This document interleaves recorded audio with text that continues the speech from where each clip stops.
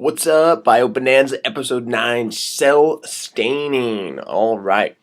Well, this is episode 9 and coming to you live from Miss Dzak's office. Okay, we're not live. This is recorded, obviously. But tonight we're going to discuss the different types of results you're going to get from tomorrow's activity where we'll be staining our bacterial cells.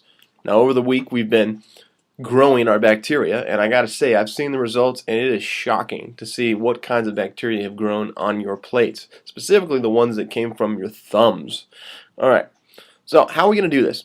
We're going to use what's called a gram stain process. Now, there's two types. There's gram-positive bacteria and there are gram-negative bacteria. The main difference is that gram-positive bacteria retain the stain. Well, we're going to be staining these bacteria, and some of that stain will be absorbed by the bacteria and some of them will not be. That's going to give us gram-positive and negative bacteria. As you can see on the gram-positive bacteria, the peptidoglycan on the outside of the actual cell wall is much more thick than the peptidoglycan, which is covered by some other stuff in the gram-negative bacteria. Well, this gram-positive bacteria will retain the stain through its peptidoglycan cell wall. Alright. Now, your sample probably contains both. For example, you can see the pink here. Those are gram-negative bacteria. They did not retain the stain, so they were stained with the counter stain, which we will see what happens next. And you can see that the purple or the violet color bacteria, those are gram-positive, and they look like some sort of coccus. And that makes sense, since many of the bacteria that are coccus-shaped tend to be gram-positive. Alright, so how's this going to work? What you're going to do is you're going to take your bacterial sample, you're going to place it on a slide, and you're going to first apply a stain called crystal violet. And it gets that name because, well, it's violet. Now, we'll apply some iodine to help the process finalize. Now, at this point, the violet is pretty much covering all the cells.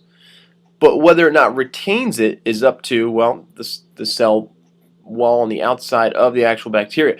So, you can see we're going to apply an alcohol wash. Where we're going to use is actually acetone, so that we don't actually mess anything else up.